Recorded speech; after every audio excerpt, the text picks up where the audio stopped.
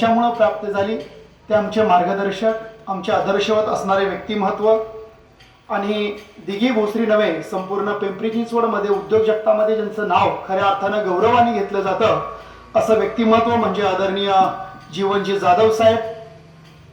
खऱ्या अर्थानं हा योग घडवून आणण्याचं सगळ्यात मोठं काम ज्यांच्या माध्यमातून घडलं, सावरगावचे सुपुत्र खऱ्या कल्पेशजी साहेब, उपस्थित सर्व शिक्षक आणि माझे विद्यार्थी मित्र मैत्रिणींनो.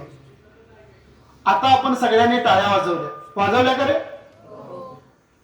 तुमच्या टाळ्या वाजवल्यानंतर मला थोडंसं जाणीव झाली आणि बोलावंसं वाटतं. आपने तालियां बजाई इस बात का गम नहीं, आपने तालियां बजाई इस बात का गम नहीं, गम तो इस बात का है आपके तालियों में कोई दम नहीं. एकदा जोरदार टाळ्या उपस्थित आलेल्या मान्यवरांसाठी.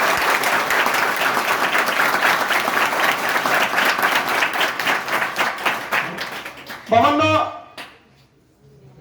आज इथं बसलोय आपण 10वीच्या विद्यार्थ्यांना परीक्षेला सामोरे जाताना या विषयावरती खऱ्या अर्थानं आपल्याला ऐकायचं आहे. आदरणीय जीवन जाधव साहेब, कल्पेश साहेब असतील, भगत सर असतील किंवा तुमच्या गावातील जे सुपुत्र आहेत, जे या शाळेच्या माध्यमातून काही जण बाहेर पडले आणि बाहेर पडल्यानंतर त्यांनी एक मोठी फळी तयार केली. ती कोणती फळी? तर माणसं जोडण्याची. बाबा एक अधिकारी होता. तो अधिकारी कामाचा व्याप भरपूर असल्यामुळे सगळ्या फाईल कामाच्या घरी घेऊन आला आणि घरी घेऊन आल्यानंतर त्यांनी त्या फाईला तिथं ठेवल्या होत्या टेबलावरती आणि तो घरी काम करत होता. त्यांचा एक छोटासा मुलगा होता आणि तो मुलगा त्या अधिकाऱ्याच्या जवळ यायचा आणि म्हणायचा, पप्पा पप्पा चला ना आपण थोडा वेळ खेळूया. परंतु तो अधिकारी कामाचा जास्त व्याप असल्यामुळे त्याला सारखा बाजूला सरायचा. पण त्या अधिकाऱ्याने ओळखलं की ह्याला कुठेतरी आता कामात गुंतवलं पाहिजे आणि म्हणून त्यांनी काय केलं, बाजूलाच एक जगाचा नकाशा पडला होता, तो घेतला, टरा टरा टरा त्याचे 2-4 तुकडे केले आणि सांगितलं, बाळा एक काम कर, हा नकाशा जोडून घे. त्या अधिकाऱ्याला माहिती होतं याच्यामध्ये किमान 2 ते 3 तासाचा कालावधी जाणार आहे, तोपर्यंत मी माझं काम पूर्ण करणार आहे. आणि मग तो जातो टेबलापाशी जाऊन तो अधिकारी बसला, आपल्या फायली चाळायला लागला आणि तेवढ्यात ते पोर पप्पांकडे आला आणि म्हणाले, पप्पा पप्पा हा नकाशा जोडून झाला. पप्पाने विचारलं, बाळा तुला इतक्यात कसं जमलं? अवघ्या काही मिनिटाच्या आत तो हा नकाशा जोडलाच कसा? आणि त्यावेळेस त्या बाळाने उत्तर दिलं आणि सांगितलं, पप्पा पप्पा तुम्ही ज्या नकाशाचे तुकडे केले होते ना, त्या नकाशाला मी उलट पाहिलं की ते एका माणसाचं चित्र होतं. पहिला मी माणूस जोडला, उलटून पाहिलं, जग आपोआपच जोडलं होतं. बाळांनो, या माणसाने इथं राहून काय केलं, तर जी माणसं या गावापासून लांब गेली त्या माणसांना जोडण्याचं सगळ्यात मोठं काम मला असं वाटतं जाधव साहेब असतील किंवा कल्पेश सर असतील, भागवत सर असतील किंवा या गावचे विशिष्ट मंडळीचे सुपुत्र आहेत, जे या शाळेचे नाव जोडून आहेत, ते काम या ठिकाणी महत्वाचं करतायत. म्हणून विशेष कौतुक आज तुमच्या आणि माझ्यामध्ये संवाद साधण्याचं सगळ्यात मोठं काम या व्यक्तिमत्वाने केलं आहे. म्हणून यांच्यासाठी एकदा जोरदार टाळ्या झाल्या पाहिजे. पाहुण्यांची वस्त्रे परिधान करून जेव्हा मी आपल्या शाळेच्या आवारामध्ये आतमध्ये प्रवेश केला, तेव्हा प्रवेश करत असताना मला इथल्या शाळेशी, या गावाशी असलेली नातेची आपुलकीची नाळ तयार झाली. बघता बघता या शाळेचे मुख्याध्यापक आदरणीय साळुंके सर असतील, आदरणीय जीवन जाधव साहेब असतील, कल्पेश सर असतील किंवा इथला सर्व शिक्षक वर्ग असेल, बाबांनो यांना आणि तुम्हाला माझ्याबद्दल असणारा लळा, माझा तुमच्याबद्दल, तुमचा माझ्याबद्दल असणारा लळा आणि यातूनच पिकलाय हा प्रेमाचा, मायेचा, स्नेहाचा आणि आपुलकीचा मळा. एखादं स्वप्न पाहणं, ते फुलवणं, ते स्वप्न सत्य सृष्टीत आणण्यासाठी धडपडणं, ते स्वप्न भंग पावलं तरी सुद्धा त्या स्वप्नांच्या तुकड्यावरून परत नवीन स्वप्नांकडे जाणं, याला जीवन म्हणतात. भाऊ, मला तुम्हाला एक प्रश्न विचारायचा. तुमच्या समोर प्रत्यक्ष देव उभा आहे. कोण उभा? पाहिला आपण नाही, हे बोलायचं सगळ्यांनी, कारण 8वीचा मुलगा 9वीला जाणार आहे, 9वीचा मुलगा परत 10वीला जाणार आहे. लक्षात येत आहे, जे 10वीला त्यांना 10वीला परीक्षेला सामोरं जायचं आहे. मी विषयाचं ज्ञान वेगळं नाही देणार, पण परीक्षेला सामोरं जात असताना आपल्यामध्ये नेमक्या कोणत्या गुणांची आवश्यकता आहे हे मात्र आवर्जून सांगणार. तुमच्या समोर प्रत्यक्ष देव उभा. कोण उभा? देव. आणि त्यांच्याच बाजूला आपले साळुंके सर असतील किंवा इथं बसलेला माझा मातबर शिक्षक वर्ग असेल, असे उभे. तुम्ही सगळ्यात पहिल्यांदा नमस्कार कोणाला करा? हे बोलायचं पटकन. कोणाला? व्हेरी गुड, देवाला. पण भारतीय संस्कृतीनुसार याचं उत्तर गुरु आहे. काय रे? कारण गुरुच्या मार्गदर्शनाशिवाय, गुरुच्या मतीशिवाय शिष्याला देव भेटूच शकत नाही. बाबांनो, पुराण काळामधील एक गोष्ट आहे, समाजामध्ये सगळ्यात मोठं योगदान देणाऱ्या माणसाचा सत्कार राजाला करायचा होता आणि म्हणून राजाने गावात दौंडी पेटवली की मला सन्मान करायचा आहे, मला सत्कार करायचा आहे, पण ज्याचं योगदान समाजामध्ये सगळ्यात मोठं आहे. मग त्यामध्ये दानशूर आले, काही धनिक आले, काही व्यापारी आले. समाजामध्ये ज्यांनी ज्यांनी ज्यांनी जे जे काय केलंय ते सांगणारी सगळी मातब्बर मंडळी राजाच्या दरबारात आली आणि राजाला सांगू लागली, राजाजी आम्ही समाजासाठी आतापर्यंत हे केलं बरं का, राजाजी आम्ही आतापर्यंत समाजाला एवढं योगदान दिलंय, परंतु या सर्वांच्या उत्तरानं राजा काही प्रभावित झाला नाही. मग मग मग राजाच्या समोर त्या दरबारामध्ये एक वृद्ध मात्र तेजस्वी चेहऱ्याचा माणूस समोर आला आणि त्याने राजाला सांगितलं, मी एक शिक्षक आहे, मी एक शिक्षक आहे. तो राजा तडकन आपल्या सिंहासनावर उठून खाली पायऱ्या चालत आला आणि त्या शिक्षकाच्या समोर नतमस्तक झाला, कारण त्या राजाला सुद्धा माहिती होतं की समाजामध्ये सगळ्यात मोठं योगदान देणारा आणि समाजामध्ये परिवर्तनाची खऱ्या अर्थानं वीज रोजवणारा जर कुठला घटक असेल तर तो शिक्षक आहे, तो शिक्षक आहे. बाबांनो, आता आम्हाला इथं 10वीच्या परीक्षेला सामोरं जायचं आहे, आम्हाला बोर्डाच्या परीक्षेला सामोरं जायचं आहे.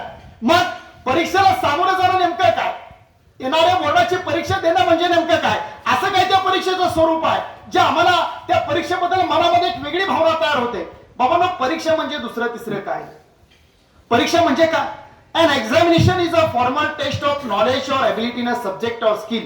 It can also a test of progress or person in person, progress of person. बाबांनो, परीक्षा म्हणजे दुसरं तिसरं काही नाही, परीक्षा म्हणजे तुमच्यामध्ये असणारं विषयाचं ज्ञान, तुमची विचारशक्ती, तुमची तर्कशक्ती, तुमची भाषा शैली तपासण्याचं एकमेव साधन परीक्षा आहे. आम्ही आता बोर्ड परीक्षेला जाणार, आमच्या आता येणाऱ्या 30 दिवसावर 32 दिवसावर परीक्षा आलेली आहे आणि मग आता आम्हाला टेन्शन आलंय, अजिबात नाही, दुसरं काहीच नाही. परीक्षा ही तुमची जशी शाळेमध्ये शिक्षकांनी तयारी करून घेतलेली आहे अगदी त्याच पद्धतीची ही परीक्षा आहे. बाबांनो, या परीक्षेला सामोरं जात असताना मनामध्ये एक गोष्ट आपली असणं गरजेचं आहे, ती म्हणजे सगळ्यात महत्वाचं याकडे बघण्याचा तुमचा दृष्टिकोन.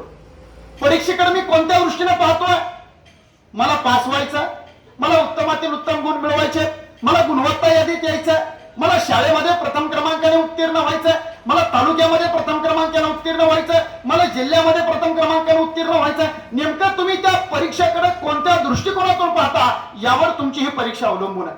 काही जणांना पास व्हायची भीती आहे, तर काही जणांना चांगले मार्क पडतील का नाही याची भीती आहे.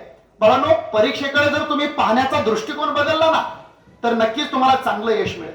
भाऊ, तुमचं आणि माझं अस्तित्व काय आहे, इथं बसलेल्या प्रत्येक माणसाचं अस्तित्व काय आहे, आपण या क्षणी इथं आहोत ह्या प्रश्नाचं उत्तर आहे. म्हणजेच काय, हा आत्ताचा क्षण समजून घेणं महत्वाचं आहे. 32 दिवसावर परीक्षा आली खरी, पण आत्ताच्या या क्षणाला मी काय करतो, मी अभ्यास करतोय, अभ्यास म्हणजे मी वाचन करतोय, केलेलं वाचनाचं चिंतन करतोय, मनन करतोय. हा आत्ताचा क्षण, हा आत्ताचा एक एक मिनिट, हा आत्ताचा एक एक दिवस मी कुठे घालवतोय यावर पुढचा काही क्षण किंवा परीक्षेची काही गोष्टी अवलंबून असतात. म्हणजेच काय, आपलं अस्तित्व काय, आपण या क्षणी इथं आहोत, म्हणजेच आत्ताचा क्षण समजून घेणं, त्याचा पुरेपूर उपयोग करणं, म्हणजे परीक्षेची एकूणात तयारी करणं. आता काही विद्यार्थ्यांना चालढकल करण्याची सवय असते. सर, तुम्हाला चांगला अनुभव आहे, आपले विद्यार्थी 10वीला आले की म्हणतात बघा आता उन्हाळा झाला की मग पावसाळ्यात अभ्यासाला सुरुवात करू, पावसाळा झाला की मग म्हणतात चला आता जरा थोडस दिवाळी होऊ दे, दिवाळी झाली की मग करू अभ्यासाला सुरुवात, दिवाळी झाली की मग म्हणतो आम्ही काय, चला आपण आता काय करूया, नवीन वर्षाची नवी दमदार सुरुवात करू. आणि बघता बघता सर नवीन वर्ष संपत आला, आज 30 तारीख आहे आणि मग आमच्या समोर आता प्रश्नचिन्ह पडलं की आता परीक्षा तर जवळ आले तर करायचं काय. बाबांनो, चाल ढकल करण्याच्या सवयीचा त्याग करा आणि त्वरित कृती हा मंत्र लक्षात ठेवा. जे आम्हाला सवय ना चाल ढकल करण्याची ती सगळी बंद करून टाका आणि आता या क्षणापासून लगेच अभ्यासाला सुरुवात करा. परीक्षेला सामोरं जात असताना तुमचा सकारात्मक दृष्टिकोन असणं गरजेचं आहे. काय झालं, काल परवा सर इंद्रायणी थडी भरली होती आणि इंद्रायणी थडीमध्ये मी गेलो होतो, कालचाच किस्सा आहे. काल गेलो होतो आणि त्या ठिकाणी गेल्यानंतर इंद्रायणी थडी म्हणजे जशी आपली गावाकडे जत्रा असते ना, अगदी तशीच ती जत्रा भरली होती आणि जत्रेमध्ये गेलो होतो, तिथं बघितलं फुगेवाला फुगं विकत होता. मी त्या फुगेवाल्याचं बारीक निरीक्षण केलं. व्याख्याताचा एक सगळ्यात मोठा गुण सर, परीक्षण आणि निरीक्षण ह्या दोन गोष्टी त्याच्याकडे असतात. आणि मी त्या फुगेवाल्याचं बारीक निरीक्षण केलं. त्या फुगेवाल्याकडे तुमच्यात मधलंच एक साधं पोरगं होतं. ते पोरगं त्या फुगेवाल्याच्या जवळ गेलं आणि फुगेवाल्याने जे जॅकेट घातलं होतं त्याच्या मागे थांबून त्या फुगेवाल्याचं जॅकेट ओढत होतं. माझं अजून बारीक लक्ष गेलं. मी जवळ गेलो, बघतो तर काय, ते बारकं पोरगं कुतूहलाने त्या काकाला काही प्रश्न विचारत होतं. त्यातला एक प्रश्न माझ्या कानावरती पडला. ते पोरगं म्हणताय, काका काका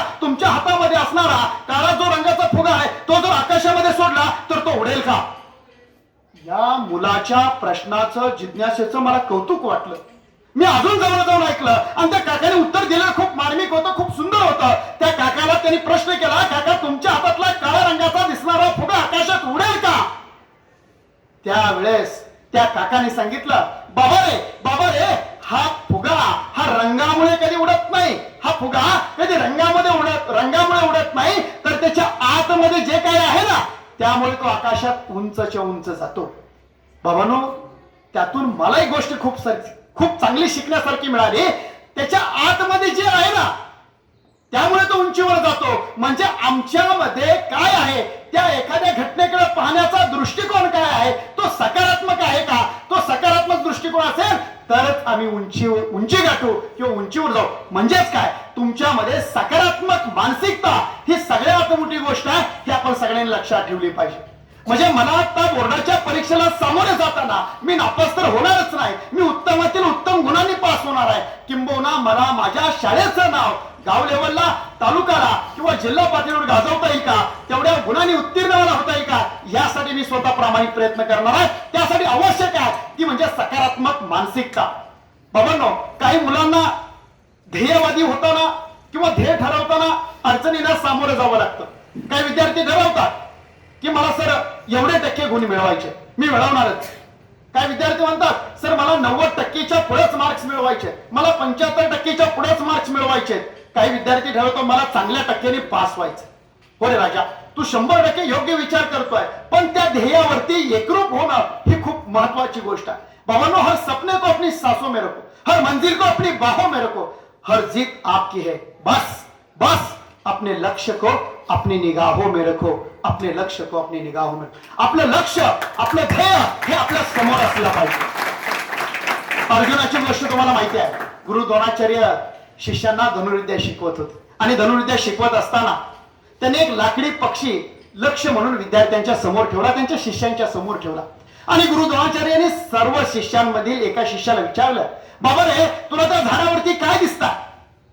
आणि त्यातला शिष्य उत्तरला, गुरुजी मला झाडावरती फांद्या दिसतायत, त्या झाडावरती काही फळं सुद्धा लागलेली आहेत, आणि गुरुजी वरती त्या झाडाच्या पलीकडे आकाश सुद्धा दिसतंय, आणि हो गुरुजी तुम्ही एक लाकडी पक्षी सुद्धा अडकून ठेवलाय बरं का, तो सुद्धा दिसतोय. आणि गुरुजींनी त्याला थांबायला सांगितलं. तोच प्रश्न गुरुजींनी अर्जुनाला विचारला आणि अर्जुन कराडला, गुरुजी मला फक्त पक्षाचा डोळा दिसतोय. गुरुजी म्हणाले फार छान, मार बाण सरळ गेला आणि त्या पक्षाच्या डोळ्यात घुसला.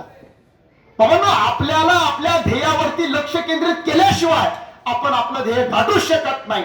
खर तर ध्येयावरती लक्ष केंद्रित करणं आणि त्यावरती सर्व बळ एकवटणं ही खर तर अवघड गोष्ट आहे, परंतु ही कला शिकणं शक्य आहे. आदरणीय जाधव साहेबांनी आम्ही रस्त्याने येत होतो. खरं तर जाधव साहेबांचं गावच असल्यामुळं त्यांना हा रस्ता चांगला पक्का माहित होता, परंतु काही कारणास्तव आम्ही रस्त्यावरती थांबलो आणि त्या चौकामध्ये थांबल्यानंतर जाधव साहेब दुकानामध्ये गेले. दुकानात गेल्यानंतर मी तिथं गाडीच्या जवळ उभा होतो. एक गाडीवाला आला आणि त्या गाडीवाल्यानं समोर एका आजोबांना, वयस्कर व्यक्तीला विचारलं, काका हा चौक आहे, ह्या चौकातनं जाणारा हा रस्ता कुणीकडे जातो? ते आजोबा, ते वयस्कर व्यक्तिमत्व त्या गाडी चालकाला विचारतायत की दादा रे तुला नेमकं जायचंय कुठं? आणि तो गाडीवाला मजेत बोलता बोलता बोलून गेला, मला नेमकंच कळत नाही, मला जायचंय नेमकं कुठं हे मला माहित नाही, पण नेमका हा रस्ता जातो कुठे मला सांगता का? आणि त्यावेळेस त्या आजोबांनी दिलेलं उत्तर खूप मार्मिक आहे बाबांनो. त्या आजोबांनी सांगितलं, बाबा रे तू या चौकात येऊन थांबलाय, तुला जर माहित नसेल तुला नेमकं कुठं जायचंय, एक काम कर, या चौकातल्या कुठल्याही रस्त्याने निघून जा, काहीही फरक पडत नाही. तुम्हाला नेमकं जायचंय कुठं हे जर तुम्हाला माहित नसेल तर मात्र काही उपयोग नाही. म्हणजे मला नेमकं टक्केवारी गुण मिळवायचे की, मला 8वीला, मला 9वीला, मला 10वीला मला किती टक्के गुण मिळवायचे हे जर मला माहित नसेल तर मात्र बाबांनो आपण पुढे जाण्यात काही मजा नाही. म्हणजेच काय, आपल्याला 10वी मध्ये किती टक्के गुण मिळवायचे हे आपल्याला स्वतःला माहित असणं गरजेचं आहे. आणि त्यासाठी आवश्यक ते प्रामाणिकपणे प्रयत्न करणं अत्यंत महत्वाचं आहे. बाबांनो, हे सगळं तुम्ही करू शकता. तुम्हाला जे पाहिजे ते मिळवू शकता, तुम्हाला जिथं जायचंय तिथं जाऊ शकता, तुम्हाला जिथं पोहोचायचं तिथं पोहोचू शकता, तुम्हाला जे हवं ते सुद्धा तुम्ही मिळवू शकता. हे सगळं शक्य आहे, परंतु योग्य नियोजन केलं तर. मी सकारात्मक मानसिकता ठेवली, मी माझ्या समोर ध्येय ठेवलं, परंतु ते गाठण्यासाठी त्यासाठी जर माझ्याकडे प्लॅन नसेल, नियोजन नसेल, तर मात्र ते शक्य नाही. म्हणजे परीक्षेला सामोरं जात असताना मी 90%चं टार्गेट ठेवलंय खरं, मी 10वीला 90% गुण मिळवणार आहे हे ठरलंय, पण त्यासाठी तुमच्याकडे जर नियोजन नसेल तर ते शक्य होणार नाही. जसं एखाद्या ठिकाणी पोहोचण्यासाठी आपल्याला विशिष्ट रस्ता पकडावा लागतो, तसंच आपल्याला आपलं ध्येय गाठण्यासाठी, आपल्याला आपल्या ध्येयावरती पोहोचण्यासाठी तुम्हाला तुमच्या नियोजनाची गरज असते. मग नियोजन म्हणजे नेमका काय? आता काही मुलं म्हणतात, सर सर मार्कच पडत नाही, तू काय करू? सर भरपूर काय करतोय हो, पण आमच्यात बदल होत नाही. पण बाबांना एक सांगू का तुम्हाला, तुम्ही जे आतापर्यंत करत होते तेच पुन्हा कराल तर तुम्हाला तेच मिळेल जे आतापर्यंत मिळत होतं. नीट आहे का? तुम्ही जे आतापर्यंत करत होते पुन्हा तेच कराल तर तुम्हाला तेच मिळेल जे आतापर्यंत मिळत होतं. आधी कधीच न मिळवलेलं मिळवण्यासाठी आधी कधीच न केलेलं काहीतरी करावं लागेल, तेव्हा ते मिळेल, अन्यथा मिळणार नाही. रस्त्याने जाताना एका कुऱ्हाड घासण्याचं काम करणारा एका माणसाला त्याच्या मालकानं काम दिलं, बाबा रे तुला हे झाड तोडायचं आहे आणि हे झाड तोडायला तुला जर 8 तास दिले तर तू काय करशील? आणि त्यावेळेस त्या समोरच्या माणसाचं उत्तर होतं, जर मला एक झाड तोडायला 8 तास मिळाले तर त्यातले 6 तास मी माझ्या कुऱ्हाडीला धार करण्यात घालवेन, कारण मला माहिती आहे माझ्या कुऱ्हाडीची धार जितकी जास्त तेवढं माझं काम सोपं आहे. म्हणजेच काय, मी जे ध्येय गाठणार आहे त्यासाठी माझ्याकडे नियोजन आराखडा आहे का? आणि जर नियोजनाचा आराखडा माझ्या जवळ असेल तर माझं काम काय होणार आहे? आणखी सोपं होणार आहे. म्हणून नियोजन खूप महत्वाचं आहे. आता मला सगळे ताट बसायचे, टेन्शन थांबायचं का? आपण थांबायचं का? बर, आता मला उत्तर द्या. नियोजन नियोजन नियोजन नेमकं काय? सर तुम्ही लय नियोजन बोलता. मग वेळेचं नियोजन खूप महत्वाचं. वेळेचं टाइम मॅनेजमेंट आमचे सर आम्हाला रोज सांगतात, आमच्या मॅडम आम्हाला रोज सांगतात. मग नियोजन नेमकं करायचं कसं? आता मला एक साधा प्रश्न तुम्हाला, हे दादा साधा प्रश्न मला विचारायचा आहे. मला सांगा, यु नो टाटा, टाटा माहितीत का? रतन टाटा, बिर्ला माहितीत ना? टाटा बिर्ला अरे माहितीत का? प्रचंड मोठं उद्योग समूहाचे ते काय ते मालक, बरोबर ना?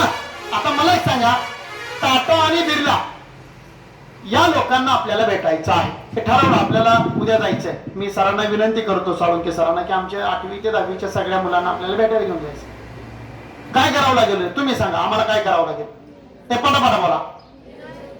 नियोजन करावं लागेल. हा ठीक आहे, उद्या नियोजन ठरलं, सकाळी 7 वाजता जायचं, झालं नियोजन. पुढे काय? हा काय? परत एकदा बोला, एक जण बोला, मला कान दोनच आहेत फक्त. काय करावं लागेल? हा नाही नाही जायचंय आपल्याला, टाटा आणि बिर्ला मोठ्या माणसांना भेटायचे. काय करावं लागेल आपल्याला? बरोबर आहे, काय करावं लागेल? अपॉइंटमेंट घ्यावी लागेल. अगदी बरोबर, एक नंबर. दादासाठी टाळ्या वगैरे जोरदार जोरदार.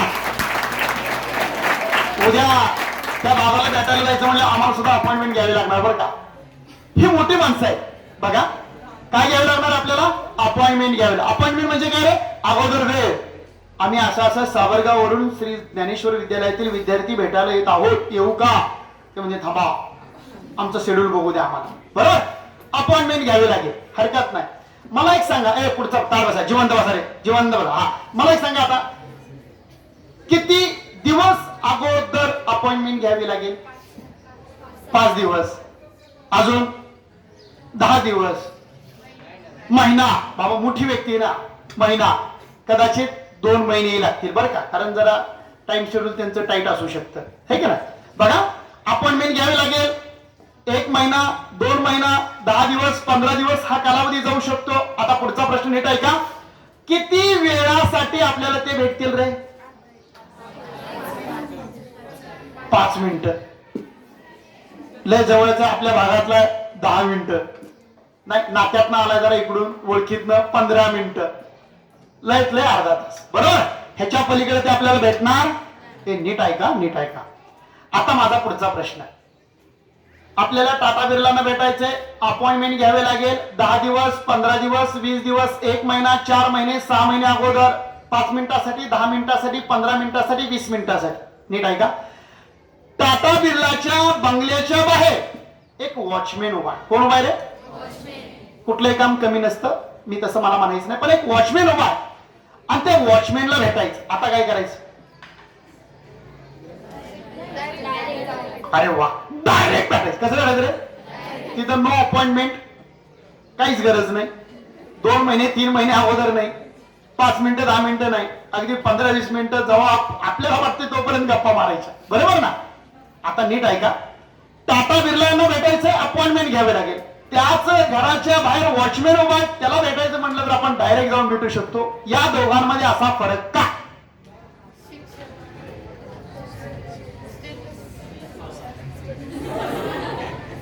असा फरक का? नाही, शाबास, उत्तर देत असाल, आम्हाला हसायला आवडेल. उठून सांगितलं तर अतिउत्तम आहे. असा फरक का रे? नीट ऐका. आता एक समजा, आता दीदी उद्याच्याला समजा आपली मैत्रिणीने फोन केला, हॅलो दीदी, मी घरी येऊ का तुला भेटायला? हो येतो लवकर, मी तुझी वाट बघत होते. आमचा एखादा दाद्या आपल्या मित्राला बोलतो, अरे येऊ कर भेटायला, जर काम होतं. अरे ये केलं का, तुझीच वाट बघत होतो, मी रिकामाच आहे. असं का बरं रे? बाळांनो, टाटा आणि बिर्ला यांच्या प्रत्येक सेकंदाचं, प्रत्येक मिनिटाचं, प्रत्येक तासाचं, प्रत्येक दिवसाचं नियोजन झालंय.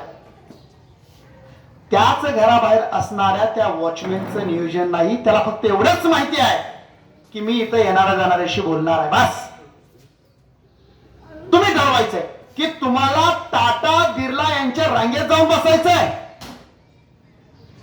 की आपण त्या वॉचमॅनच्या संगतीत किंवा तसल्या पद्धतीचं आपल्याला जीवन व्यतीत करायचं. हे तुमच्या हातात आहे, हे वेळेवर आहे. तुम्हाला तुमचं भवितव्य घडवायचं असेल तर बाळांनो, आजपासून बोर्डाच्या परीक्षेला, सर माझ्या माहितीप्रमाणे 31 दिवसाचा कालावधी शिल्लक आहे. आज 30 तारीख आहे, पुढच्या महिन्याचे 28, या महिन्याचा 29 आणि मार्चचे 2 दिवस. 29 अधिक 2 बरोबर 36. बरोबर ना दिदी? वा, किती लक्ष आहे. वा वा, किती रे? 31 दिवस. आजपासून 31 दिवस. आजचा दिवस गेला, लक्षात ठेवा. 32व्या दिवशी तुम्हाला सकाळी 11 ते 2 मराठीचा पेपर सोडवायचा आहे. मग या 31 दिवसामध्ये मी माझ्या दिवसभराचं नियोजन केलंय का? मी शाळेला एवढा वेळ जाणार आहे, मग उरलेल्या वेळामध्ये मी माझी घरची कामं एवढी काम पूर्ण करून मी वाचनाला किती वेळ देणार आहे, कोणत्या विषयाला किती दिवस देणार आहे, याचं नियोजन मी केलं आहे का? हा प्रश्न स्वतःला विचार. आणि जर नसेल केला तर बाबांनो, आज तुमच्याकडे वेळ आहे. मी कौतुक करतो जाधव साहेबांचं की त्यांनी जवळजवळ 30-32 दिवस अगोदर मला तुमच्यासोबत, तुमच्याशी संवाद साधण्याची संधी दिली. कदाचित तुम्हाला या 30-32 दिवसामध्ये असं काही नियोजन करता येईल की त्यामुळे येणाऱ्या 10वीच्या बोर्डाच्या परीक्षेला तुम्हाला एक वेगळ्या आत्मविश्वासानं सामोरं जाता येईल. आणि म्हणून बाबांनो, तुम्हाला तुमच्या वेळेचं नियोजन करता आलं पाहिजे. आणि तुम्ही करणार का नाही? अरे करणार का नाही? करणार का? थांबायचं? आळस आला? नक्की? बाबांनो, एकदा काय झालं, गमतीचा भाग म्हणून सांगतो. स्वामी विवेकानंद आपल्या सर्वांना माहिती आहे, बरोबर? स्वामी विवेकानंद हे खरं तर आपल्या सर्वांचं, युवकांचं आणि आपल्या देशवासियाचं एक अभिमान असणारं व्यक्तिमत्व. स्वामी विवेकानंद ज्यांनी आपल्या देशाच्या अध्यात्माची म्हणा, तत्वाची म्हणा, जी काही जोड आहे ती बाहेरच्या देशापर्यंत जोडण्याचं सगळ्यात मोठं काम स्वामीजींनी केलं. ते स्वामी विवेकानंद एकदा लंडनमध्ये, एकदा लंडनमध्ये काय करत होते? कायद्याचं शिक्षण घेण्यासाठी गेले होते. कशाचं रे? कायद्याचं. आणि कायद्याचं शिक्षण घेण्यासाठी गेल्यानंतर आता काही सगळ्या शिक्षकांचं आणि सगळ्याच विद्यार्थ्यांचं जुळतं असं नाही. काही शिक्षक, काही विद्यार्थी थोडंसं वेगळे मतभेद असू शकतात. अगदी तोच प्रकार त्यांच्या बाबतीत घडला होता. प्रोफेसर पीटर नावाचं एक व्यक्तिमत्व होतं जे नेहमी स्वामी विवेकानंदांना थोडंसं बाजूला सारण्याचा प्रयत्न करायचं. एकदा काय झालं, जेवणाच्या रूम मध्ये प्रोफेसर पीटर जेवण करत बसले होते आणि जेवण करत असताना आमचे मिश्किल स्वामी विवेकानंद त्या ठिकाणी गेले आणि त्या शिक्षकाच्या शेजारच्या खुर्चीवर जाऊन जेवणाचा हातामध्ये ताट घेऊन जेवायला बसले. स्वाभाविक आहे, शिक्षकाच्या शेजारी येऊन जर विद्यार्थी बसला तर शिक्षकाला थोडं वाईट वाटतं. आणि तसंच झालं. प्रोफेसर पीटर स्वामी विवेकानंदांकडे बघाले आणि म्हणाले, स्वामीजी मला एक सांगा, एका सुंदर पक्षाच्या शेजारी एखादं जर गाडलेलं डुक्कर येऊन बसलं तर तुम्हाला कसं वाटेल? आमचे स्वामीजी मिश्किल होते. स्वामीजी पटकन म्हणाले, सर हरकत नाही, मी बुर्र उडून जातो. राहिलं कोण रे? हे आमचे स्वामी विवेकानंद. आता प्रोफेसर पीटर होते ते, त्यांना थोडं वाईट वाटलं, राग आला आणि त्यांनी ठरवलं आता स्वामीजींना धडा शिकवायचा. काय शिकवायचा? धडा शिकवायचा. आणि मग प्रोफेसर पीटर वर्गामध्ये आले. अख्खा वर्ग भरलेला होता. बघा आपले शिक्षक सुद्धा, एखादा मुलगा लईच येण्याने करायला अख्ख्या वर्गात, बरोबर. आणि त्याच पद्धतीनं स्वामीजींना उभं केलं आणि म्हणाले, स्वामीजी मला सांगा, तुम्ही रस्त्यानं चाललेले आहे, तार बसाय, तुम्ही रस्त्यानं चाललेले आहात आणि रस्त्यानं जात असताना तुमच्या समोर एक 2 पिशव्या अशा पडलेल्या आहेत. एक पिशवी पैशानं भरलेली आहे आणि दुसरी पिशवी शहाणपणानं भरलेली आहे. एक पिशवी पैशानं भरलेली आहे आणि दुसरी पिशवी शहाणपणानं भरलेली आहे. मग मला स्वामीजी सांगा की तुम्ही त्यातली कोणती पिशवी उचला? आणि स्वामीजी पटकन बोलून गेले, मी कुठली पिशवी उचलेन? पैशानं भरलेली पिशवी उचलेन. आणि अगदी अचूक उत्तर जे प्रोफेसर पीटरांना अपेक्षित होतं तेच त्यांनी दिलं. त्यामुळे प्रोफेसर पीटर अख्ख्या वर्गामध्ये स्वामीजींचा त्या ठिकाणी टर उडवायला लागले. आणि मग प्रोफेसर पीटर बोलता बोलता बोलाले, म्हणले, मी जर त्या रस्त्यानं चाललो असतो, मी जर त्या रस्त्यानं चालत असतो आणि माझ्या समोर या 2 पिशव्या पडल्या असत्या तर मी शहाणपणानं भरलेली पिशवी उचलली असती. तेवढ्यात आमचे स्वामीजी म्हणाले, सर अगदी बरोबर आहे, माणसानं ना ज्याच्याकडे जे नाही ना तेच घ्यावं. हे आमचे स्वामीजी. बरं, आता एवढ्यावर प्रोफेसर पीटर थांबतील ते प्रोफेसर घसले. त्यांनी ठरवलं, लगेच वर्गात सूचना काढली. आपल्याला माहिती आपले सर परीक्षेत मार्क कमी पडले का लईत होता.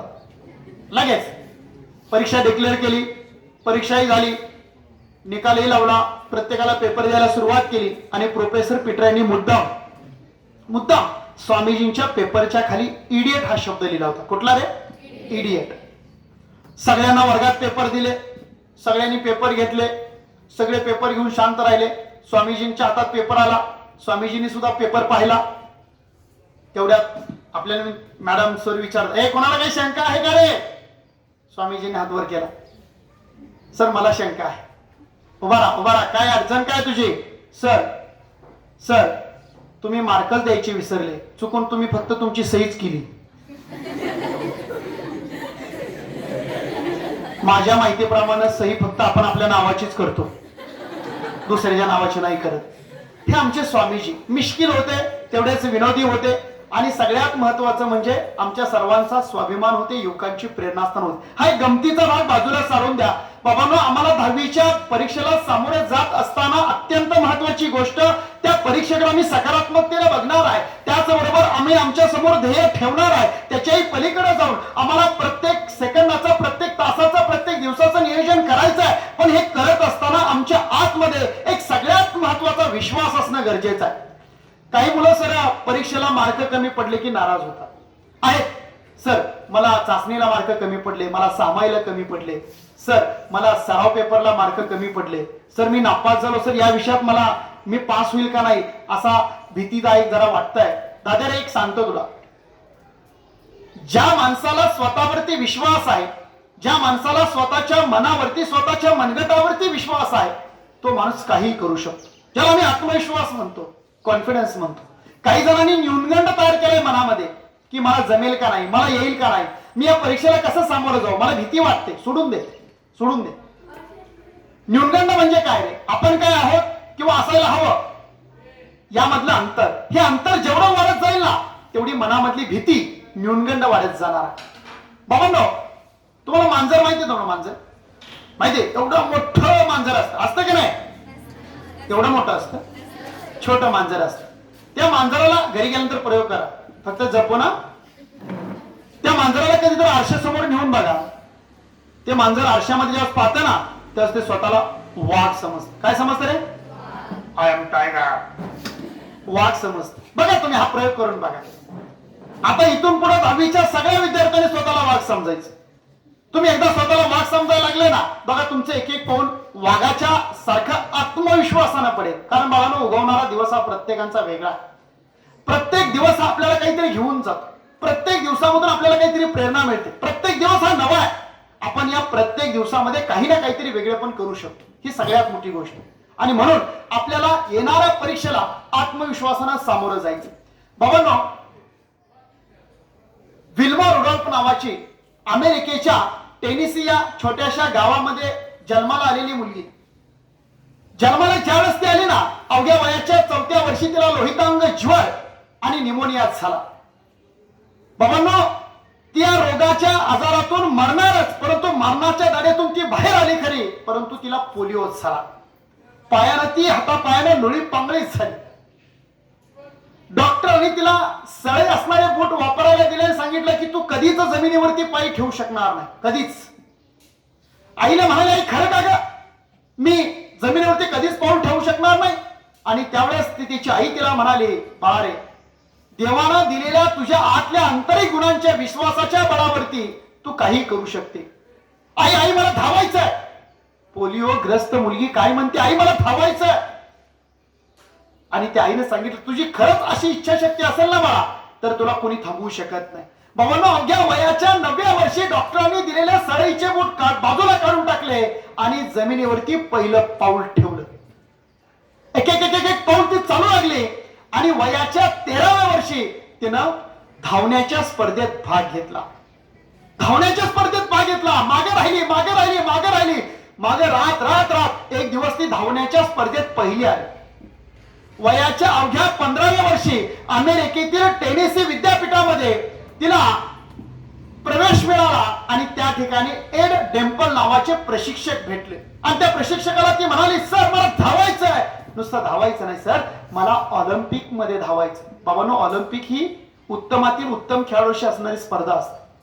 मला ऑलिम्पिक मध्ये धावायचं आहे. आणि ते प्रशिक्षक त्याला म्हणाले, बाळा तुझी जर अशी जबरदस्त इच्छाशक्ती असेल ना, तुझं हे स्वप्न असेल ना, आणि तुझा जर स्वतःवरती विश्वास असेल ना, तुला कोणीही थांबवू शकत नाही. आणि बाबांनो, वयाच्या अवघ्या 16व्या 17व्या वर्षी या विल्मा रुडोल्फ नावाच्या मुलीनं ऑलिम्पिक मध्ये भाग घेतला. ऑलिम्पिक मध्ये उत्तमाशी तुमची स्पर्धा असते. स्पर्धा सुरू झाली. पहिली स्पर्धा होती 100 मीटर आणि प्रतिस्पर्धी होती जुटा हे नावाची, जी आजपर्यंत कधीच पराभूत झाली नाही अशा मुलीशी तिची स्पर्धा चालू झाली.